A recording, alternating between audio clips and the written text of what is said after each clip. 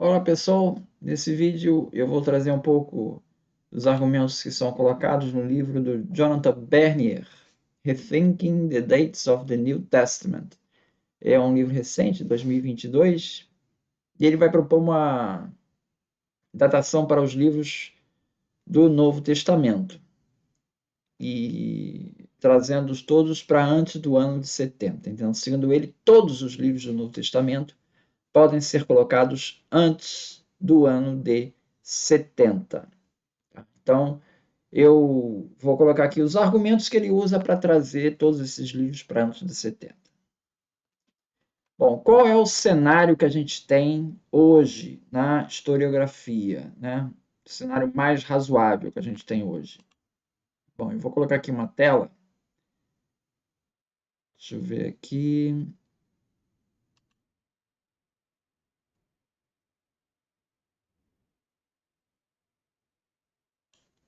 Aqui vocês podem ver a lista dos livros do Novo Testamento, tá? E tem também mais 4 livros aí que são bem no início, mas não estão no Novo Testamento, que é a Carta de um Clemente, de Daquê, Epístola de Barnabé e Pastor de Hermas, tá?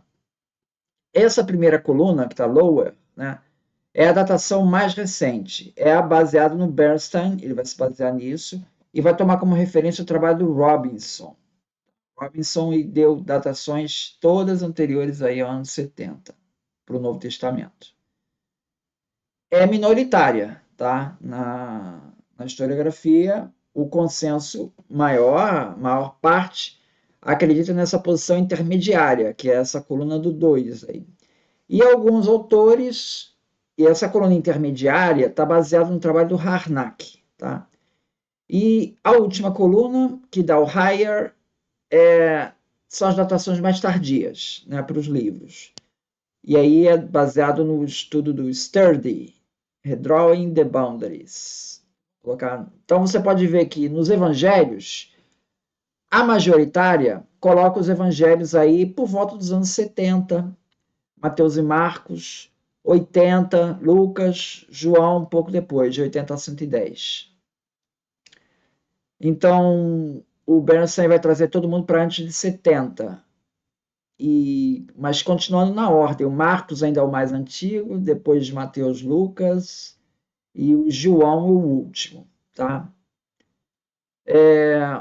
O livro de Atos dos Apóstolos, você vê que ele aparece com uma datação bem parecida com a de Lucas. Né? Então, ele acompanha Lucas, tá?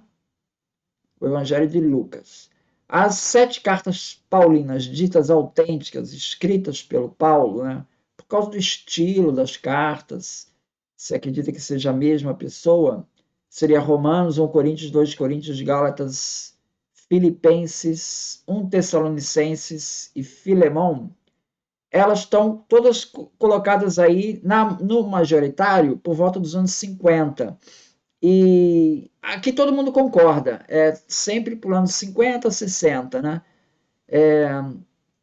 Tanto a datação mais recente, do Robinson, quanto a mais tardia, do Sturdy. Todas elas colocam aí por volta dos anos 50. A primeira dessas cartas seria 1 Tessalonicenses, que ainda chega a ficar antes de 50, tá? Já pegando já os anos 40. Então, nas cartas autênticas paulinas não há muita divergência, não. Todos concordam que são os primeiros textos do Novo Testamento. Todos concordam. Antes mesmo dos evangelhos. Ou seja, as cartas paulinas são escritas antes dos evangelhos serem escritos. E isso, tanto o do meio quanto o lower e higher, o Harnack e o Sturdy, concordam. Depois nós temos a carta de Efésios, que ela data aí dos anos 60, Colossenses também da mesma época, Tessalonicenses, pouco antes, Hebreus, autor desconhecido, né? Dataria um pouco mais tarde, de 80 a 90. Você vê que Hebreus está posicionado na majoritária por volta de 90, que é a mesma data que aparece o Apocalipse, e também a de 1 Clemente, primeira carta ao Clemente aos Coríntios. Está todo mundo ali nos anos 90. Carta de Tiago, 1 Pedro, 2 Pedro, já são lá para os anos 90. 2 Pedro, segunda carta de Pedro, 110. Depois temos as cartas de 1, 2, 3 de João, todos da mesma data, e em torno aí de 80 até 110 no majoritário. Carta de Judas e Apocalipse. Então essas são as datações aí, a majoritária, e a que eu vou trazer aqui, os argumentos, é do Bernstein, que ele segue o Robinson. Então ele vai colocar todo mundo antes do ano 70.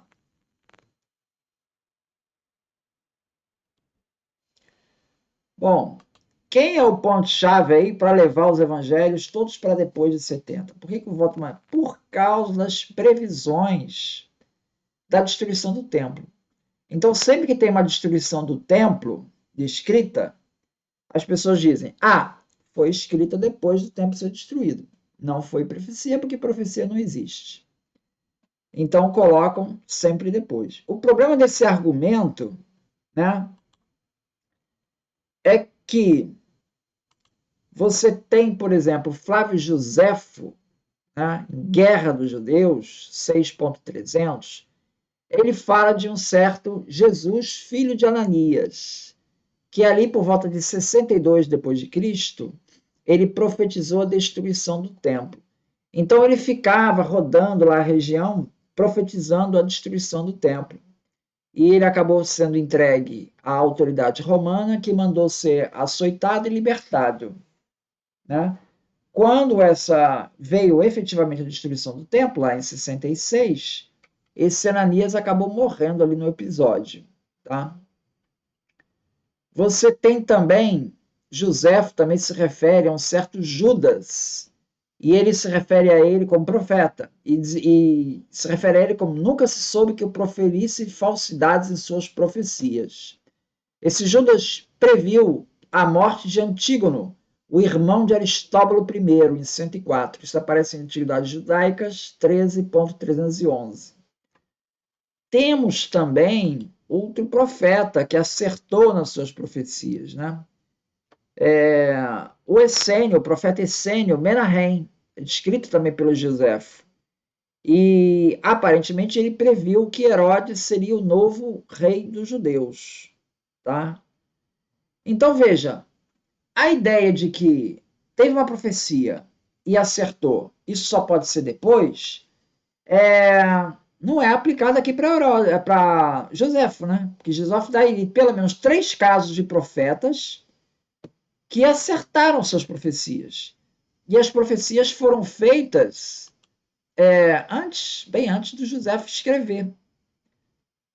Então, o fato de você ter um profeta que acerte, não quer dizer que essa profecia seja historicizada.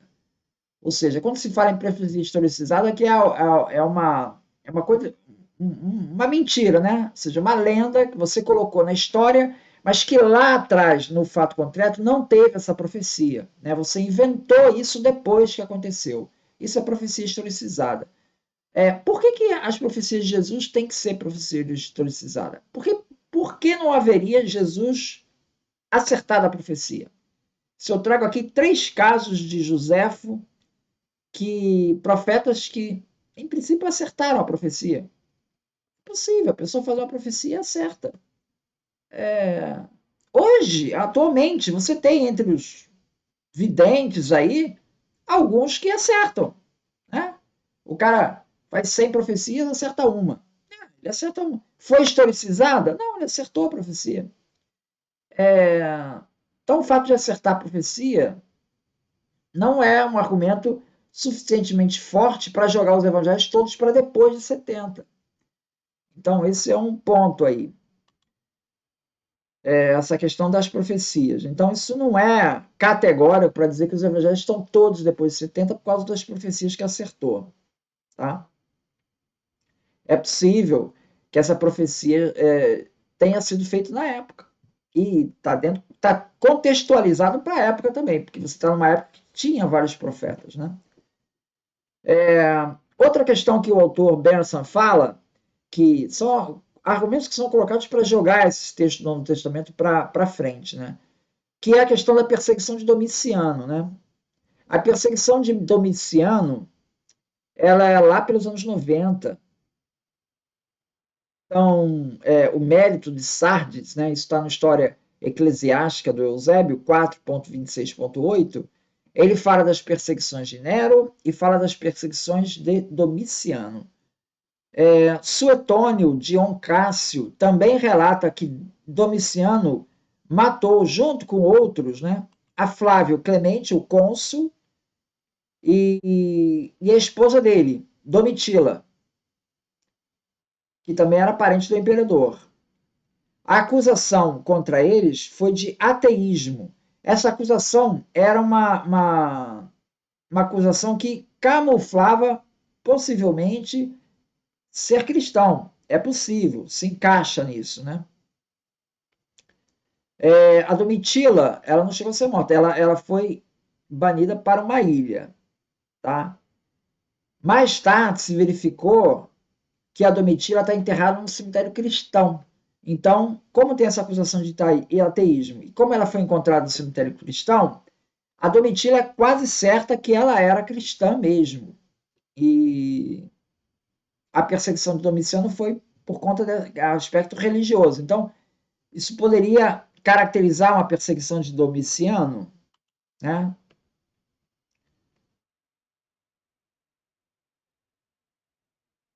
Agora, o autor Bernstein diz o seguinte: de fato, Domitila era cristã, e a execução de um membro da família real e o banimento de outro dificilmente são suficientes para demonstrar qualquer atividade anticristã mais ampla. Então ele diz, olha, não dá para caracterizar que havia uma perseguição contra os cristãos, tá? Eusébio relata que Domiciano baniu muitos cristãos e ele destaca o nome do João Evangelista, o autor do Evangelho, e a Flávia Domitila. Isso aparece na História Eclesiástica 3,17.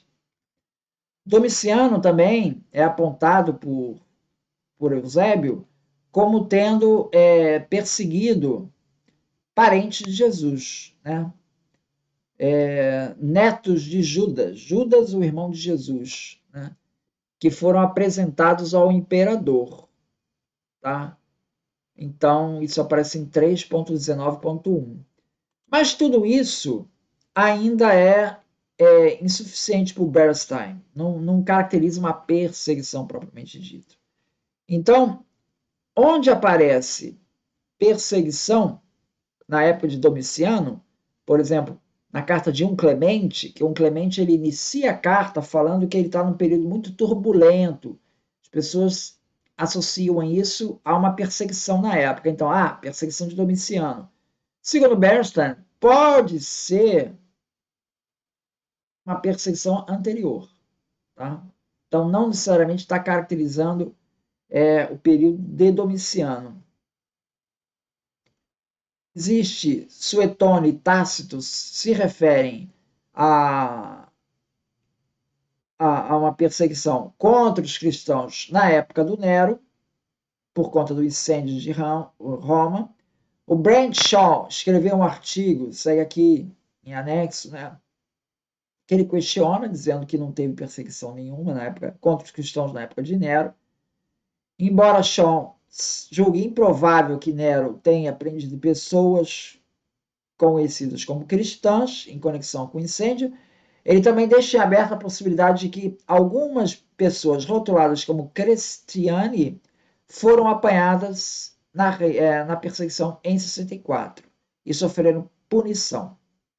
E esses cristãos, mais tarde, por engano ou deliberadamente, acabou se interpretando essas ações como se o Estado romano tivesse perseguido os cristãos. Tá?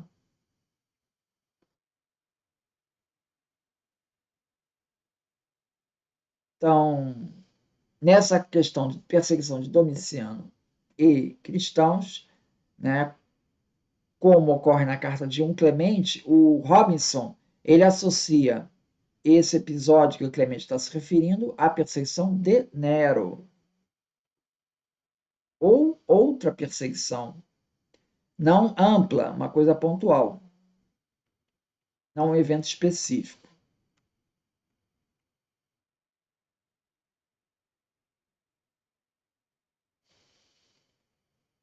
Bom, outra questão que o livro aborda é a questão, os cristãos não poderiam ter escrito tão cedo porque a maioria era analfabeto. Bom,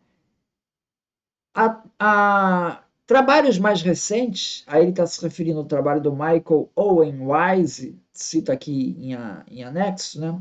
Eles mostram que na época de Jesus, provavelmente 2,5 a 5% da população adulta da Judéia romana eram analfabetos, tá? Por outro lado, o Benessão destaca o seguinte: olha, na primeira década do cristianismo, os textos, né, de Atos dos Apóstolos já falam que haviam já centenas de cristãos, né? Presenciaram a ascensão de Jesus, 500 pessoas. Então ele joga esse percentual de 5% em cima de 500, já vai dar aí, aleatoriamente, na média, né? Já vai dar aí mais 25 pessoas aí que saberiam ler. Então teria nesse grupo, teria alguém que pudesse escrever, tá? Então não é absurdo nesse grupo aí ter gente que soubesse escrever. Ou mesmo que não soubesse escrever, né? Que contasse com escribas para ajudá-los a redigir, né? Que é o caso do Evangelho de Marcos, né? Que ele teria sido intérprete de Pedro, né? Pedro, um pescador, provavelmente analfabeto. Quem escreveu foi Marcos. Então, Pedro foi ditando, né? Então, o fato de ser analfabeto não inviabiliza totalmente a escrita, tá? Com relação à disposição de escrever, estamos no contexto judaico, né? E o judaísmo já tinha já uma vocação, né, para uma tradição escrita, né? Então essa ideia de escrever textos, como o cristianismo está nascendo dentro do judaísmo, está dentro do, não é estranho começar a escrever. Outra questão que tem se argumentado contra a escrita mais cedo, né, é que os primeiros cristãos eles aguardavam o fim do mundo, então eles não estavam interessados em escrever nada, né? Bom, esse argumento é desmentido pelas cartas paulinas, né? As cartas paulinas que nós vimos aí, a maior parte da historiografia, grande maioria, concorda que existem 7 cartas autênticas, né? Que foram escritas por volta dos anos 50, 60. Então isso meio que derruba essa tese de que essa previsão escatológica impossibilitaria ou desmotivaria as pessoas a escreverem, tá? Outra questão também argumentada nesse ponto, né, que os essênios em Qumran também tinham uma forte crença escatológica de fim do mundo e etc, eminente, etc, né? E escreveram bastante, né? Tem lá os manuscritos do Mar Morto revelam isso, né? São encontrados, pô, quase 600 livros lá. Então, não é incompatível uma coisa com a outra. Então, é isso então. Muito obrigado, então.